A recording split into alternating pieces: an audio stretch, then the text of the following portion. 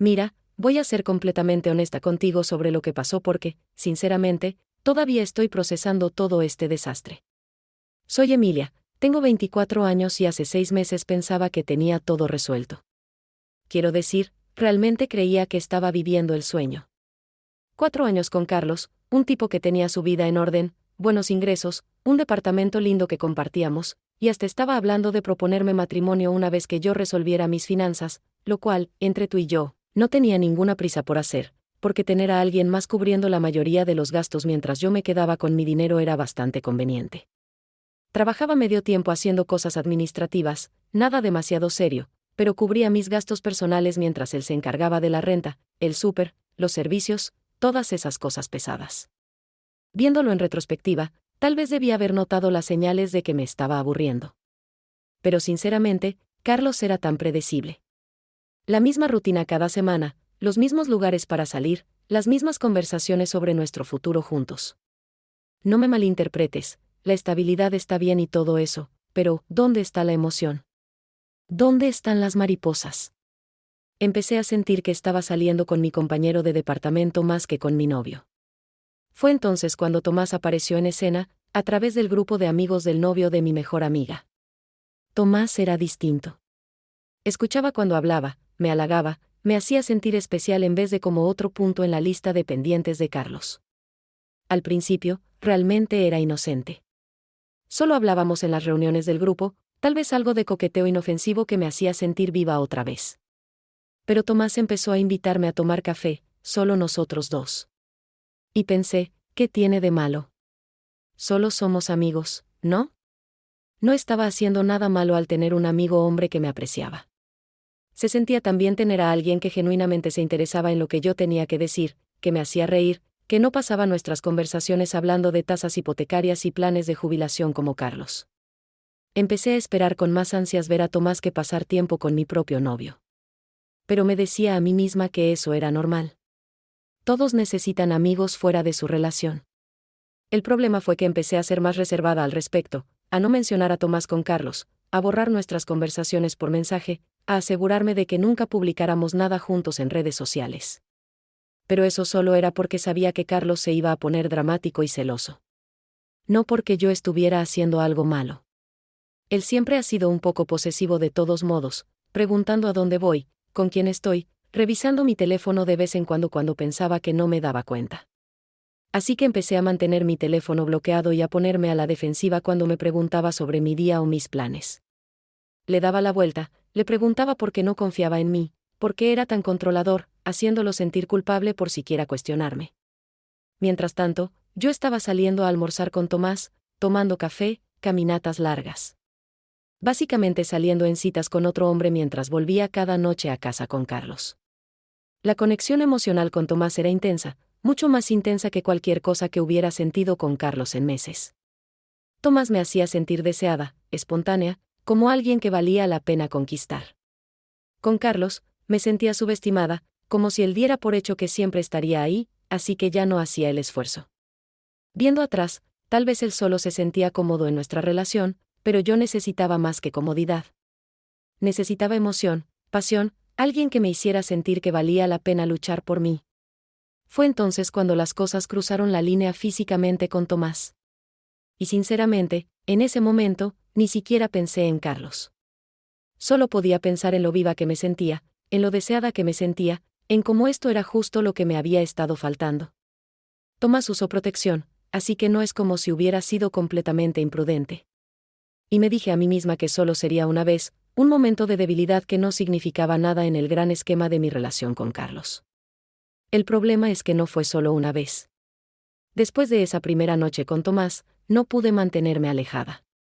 Estaba viviendo una doble vida, y sinceramente, estaba disfrutando cada minuto de ella. La emoción de andar a escondidas, la adrenalina de casi ser descubierta, el poder de tener a dos hombres que me deseaban, era embriagador. Empecé a ser deliberadamente distante con Carlos, provocando peleas por cosas tontas para tener una excusa para salir corriendo y encontrarme con Tomás. Cuando Carlos intentaba planear citas románticas o sorprenderme con pequeños regalos, siempre le encontraba algún defecto. Demasiado cursi, se esforzaba demasiado, no era lo suficientemente espontáneo, cualquier excusa que pudiera inventar, porque todo lo que él hacía se sentía forzado comparado con la química natural que tenía con Tomás. Estaba manipulando a Carlos sin siquiera darme cuenta. Él decía que me notaba diferente, distante, siempre en el teléfono, y yo se lo volteaba. Estás paranoico. No confías en mí. Tal vez si me prestaras más atención en lugar de enfocarte tanto en tu trabajo, no necesitaría buscar conversaciones en otro lado. Lo hacía dudar de sus propios instintos sobre lo que estaba ocurriendo justo frente a él. Y lo enfermo del asunto es que eso me excitaba, hacerlo dudar mientras yo hacía exactamente lo que él sospechaba. También usaba nuestra intimidad como un arma. Me volvía fría y distante con él, mientras era apasionada con Tomás, y luego culpaba a Carlos por nuestra falta de conexión. Ya no tenemos esa chispa, le decía, sabiendo perfectamente que estaba reservando toda mi pasión para otra persona. Cuando él me preguntaba qué podía hacer para arreglar las cosas, le ponía estándares imposibles o metas que cambiaban constantemente. Primero eran más noches de cita. Luego, tipos diferentes de citas. Luego, más espontaneidad. Luego, menos presión. Y así una y otra vez hasta que él estaba agotado, tratando de averiguar qué era lo que yo quería. La verdad era que no quería que arreglara nada, porque ya estaba obteniendo todo lo que necesitaba de Tomás. Pero tampoco estaba lista para renunciar a la seguridad y la estabilidad que Carlos me proporcionaba. ¿Por qué tendría que elegir? Tenía 24 años. Merecía sentirme deseada y emocionada. Y si un hombre no podía darme todo lo que necesitaba, ¿por qué estaba mal satisfacer diferentes necesidades con diferentes personas? Tomás empezó a presionarme para que dejara a Carlos, diciéndome que podríamos estar juntos de verdad. Pero siendo honesta, no era tonta.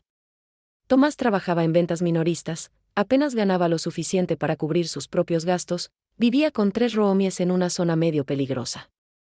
¿Qué tipo de futuro podía ofrecerme?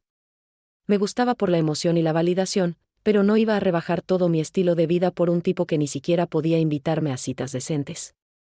Así que empecé a mentirle a los dos sobre el futuro. A Tomás le decía que ya casi dejaba a Carlos. A Carlos le decía que quería trabajar en nuestra relación y volver a lo que teníamos antes.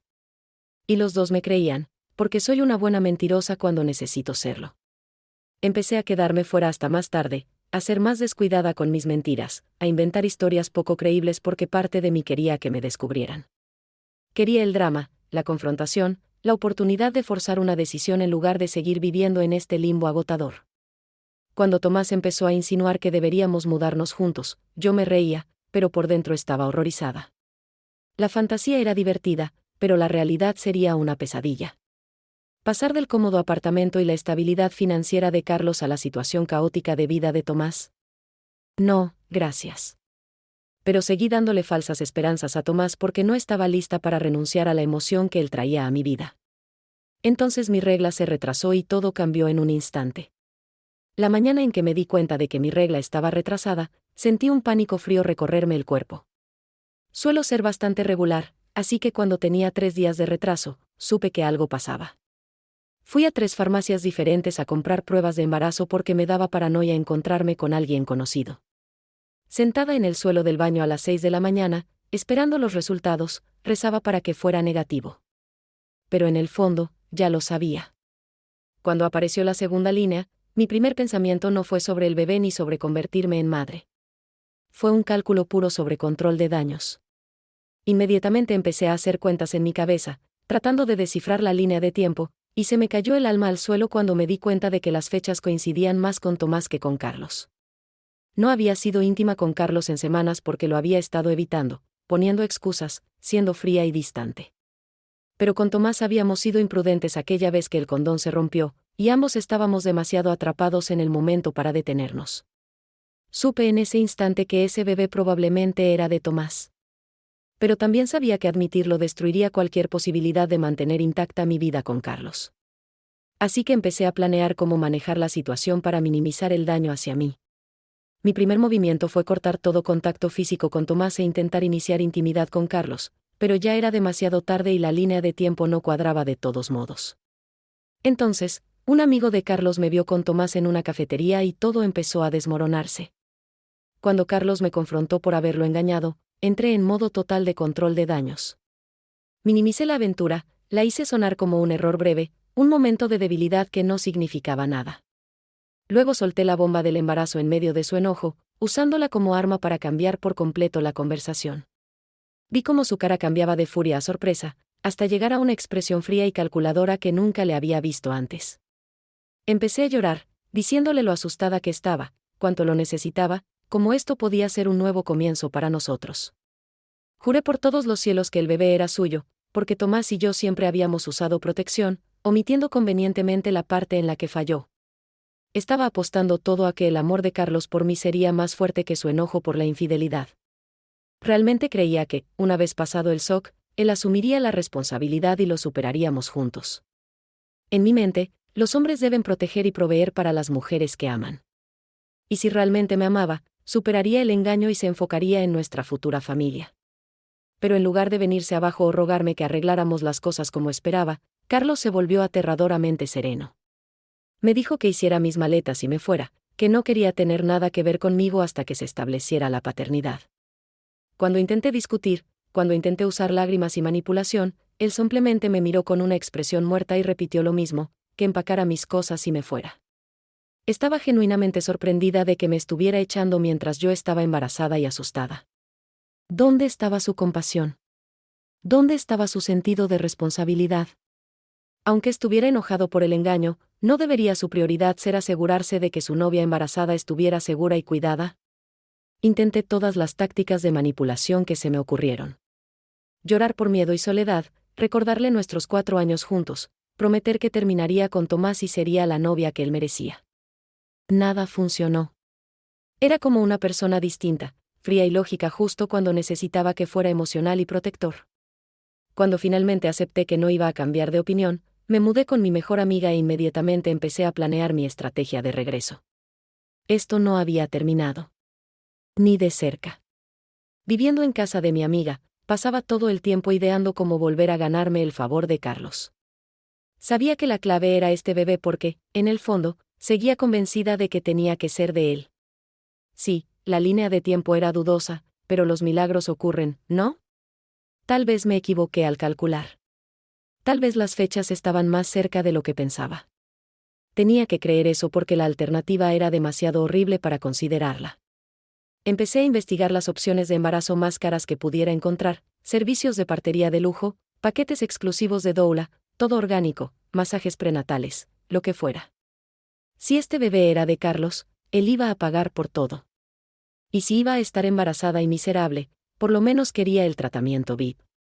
Parte de mí también pensaba que, cuanto más costoso fuera todo, más culpable se sentiría después por dejarme sola con todo. Quería que viera esas facturas y se diera cuenta de qué clase de persona era por abandonar a su novia embarazada por un simple error. Cuando dijo que pagaría todo una vez confirmado el resultado de paternidad, tomé eso como permiso para desatarme con los gastos. Ropa de maternidad de diseñador, las vitaminas prenatales más caras, tratamientos semanales de spa para el estrés del embarazo. Justificaba todo como necesario para la salud del bebé. También empecé a difundir mi versión de la historia a todos los que quisieran escuchar. Pobrecita de mí, embarazada y abandonada por mi novio que no podía perdonar un momento de debilidad.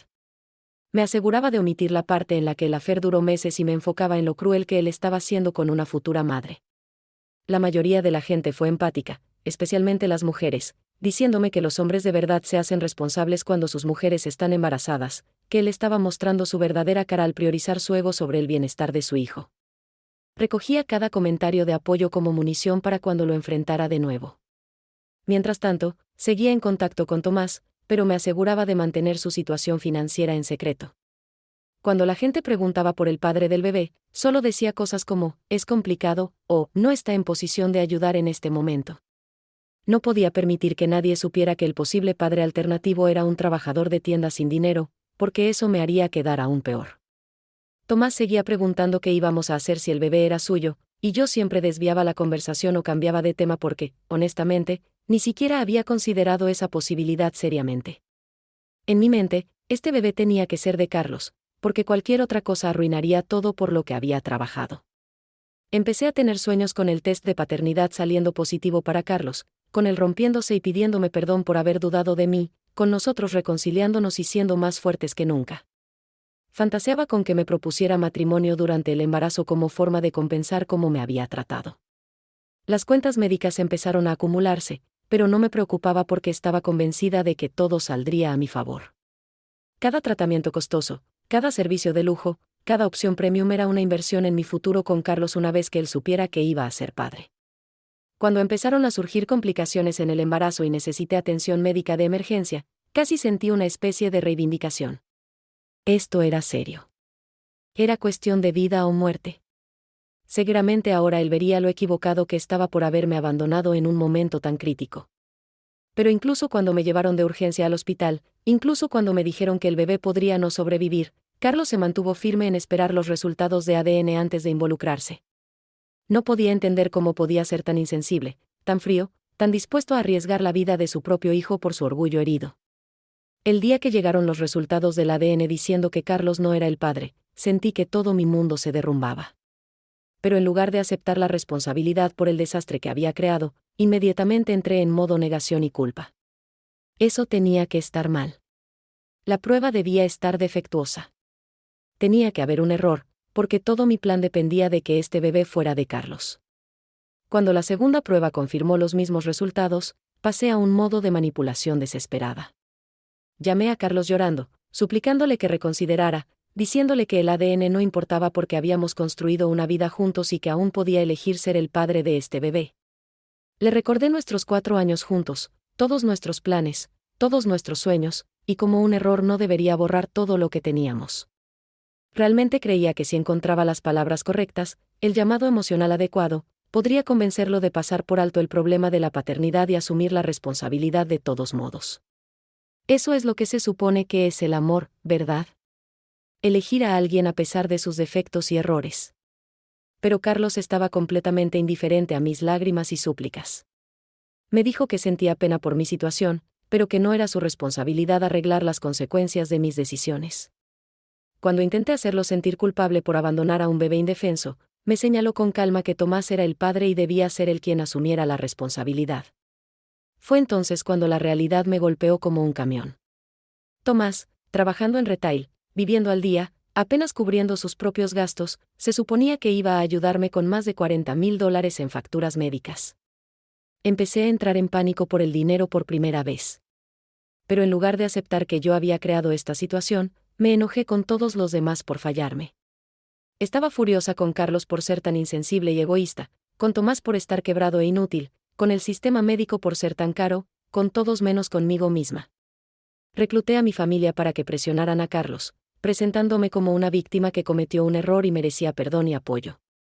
Mi madre y mi hermana empezaron a llamarlo, diciéndole que estaba siendo cruel y vengativo, que los hombres de verdad no abandonan a las mujeres en su momento de necesidad, sin importar la paternidad. Pero Carlos aparentemente había crecido una columna vertebral y les dijo a mi familia que las decisiones de su hija tenían consecuencias y que no era su trabajo rescatarme de ellas. Estaba tan enojada que apenas podía ver con claridad. ¿Cómo se atrevía a volver a mi propia familia contra mí? ¿Cómo se atrevía a hacerme parecer la villana cuando yo era la que sufría? Tenía un bebé recién nacido, una deuda aplastante, ningún sistema de apoyo, y él simplemente iba a alejarse como si nuestros 4 años juntos no significaran nada. Cuando Tomás finalmente dio un paso adelante y reconoció la paternidad, pensé que quizás las cosas funcionarían. Pero entonces supe exactamente lo quebrado que estaba. Su ingreso mensual ni siquiera cubriría una de mis facturas hospitalarias, mucho menos los gastos continuos de criar a un niño. Me sentía atrapada entre 2 hombres que me fallaban de diferentes maneras. Carlos tenía los medios para ayudar, pero eligió no hacerlo. Y Tomás quería ayudar, pero era básicamente inútil financieramente. Ninguno de los dos estaba dispuesto a hacer lo que se necesitaba para arreglar mi situación. 6 meses después, mi vida está completamente destruida y de alguna manera todos creen que es mi culpa. El golpe final llegó cuando se filtraron capturas de mis mensajes privados en línea. Aparentemente, el novio de mi amiga había estado guardando todo lo que decía sobre mi estrategia para recuperar a Carlos, incluyendo algunos comentarios realmente poco halagadores que hice sobre Tomás que probablemente sonaban peor fuera de contexto. De repente, todos en nuestro círculo social podían ver exactamente cómo había estado planeando y manipulando toda la situación. Y en lugar de tener simpatía por una madre soltera que lucha, todos se volvieron contra mí como si fuera una especie de monstruo. mi familia se enteró de todas las mentiras que les había contado, sobre cuánto había durado realmente el affair, sobre cómo había planeado atrapar a Carlos con un bebé que ni siquiera era suyo. Estaban disgustados conmigo y cortaron todo tipo de apoyo, financiero y emocional. Perdí mi trabajo porque el drama me siguió al trabajo y mi jefe decidió que yo era demasiado riesgo. Ahora estoy atrapada viviendo con mi tía, quien me trata como si fuera una carga. Trabajo en empleos de salario mínimo que apenas cubren los gastos básicos. Veo cómo mi crédito se destruye por las facturas médicas que no puedo pagar. Los papeles para la bancarrota están sobre la mesa de mi cocina, esperando ser presentados, lo que significa que estaré financieramente arruinada antes de cumplir 25 años. Thomas se mudó a Houston para escapar de todo el drama y tener un nuevo comienzo, dejándome completamente sola con un bebé que en realidad nunca quise desde el principio. Pero lo peor es ver a Carlos prosperar sin mí. Fue ascendido en el trabajo, empezó terapia, comenzó a publicar fotos de sus viajes y parecía genuinamente feliz por primera vez en años. Luego empezó a salir con una mujer que es todo lo que yo fingí ser, comprensiva, alentadora y realmente interesada en sus hobbies aburridos. Ella comenta cosas dulces en todas sus publicaciones, asiste a sus eventos laborales, básicamente actúa como la novia perfecta, cosa que yo nunca me molesté en ser.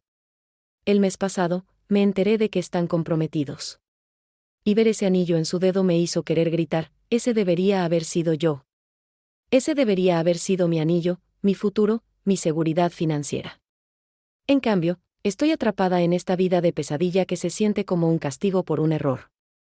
Todos siguen diciéndome que necesito asumir responsabilidad y aprender de esta experiencia. Pero honestamente, estoy cansada de que me culpen por todo. Sí, engañé, pero Carlos me había estado descuidando emocionalmente mucho antes de que apareciera Tomás. Sí, mentí sobre la paternidad, pero estaba asustada, desesperada y tratando de proteger a mi familia. Sí, gasté dinero que no podía permitirme, pero Carlos prometió pagar todo si el bebé era suyo. Entonces, ¿cómo se suponía que iba a tener cuidado? Tomás debería haber sido más responsable con el control de la natalidad. Mis amigos deberían haberse ocupado de sus propios asuntos en lugar de difundir mis conversaciones privadas. Mi familia debería haberme apoyado en vez de juzgarme. Y Carlos debería haber sido lo suficientemente hombre para ayudar a criar a un hijo sin importar de quién fuera el ADN. No entiendo por qué soy la única a la que hacen responsable cuando todos los demás tomaron decisiones que contribuyeron a este desastre. El bebé merece algo mejor que esta vida que yo puedo darle. Pero ahora estoy atrapada y no hay salida. Veo a otras mujeres de mi edad publicando sobre sus relaciones felices y vidas estables, y siento que me han robado todo lo que merecía. Quizás cometí algunos errores, pero no merecía que mi futuro entero fuera destruido por eso. Carlos siguió adelante y encontró la felicidad como si yo nunca hubiera existido, mientras yo estoy atrapada lidiando con las consecuencias de decisiones que ambos tomamos. Si realmente me hubiera amado como decía, habría luchado por nuestra relación en vez de tirar por la borda 4 años en cuanto las cosas se complicaron. Pero aparentemente, su amor tenía condiciones que el mío nunca tuvo. Y ahora tengo que vivir con las consecuencias de confiar en alguien que me abandonó cuando más lo necesitaba. Como siempre, gracias por acompañarnos hoy. No olvides darle like, suscribirte y activar la campanita para no perderte nuestro próximo episodio. Hasta la próxima.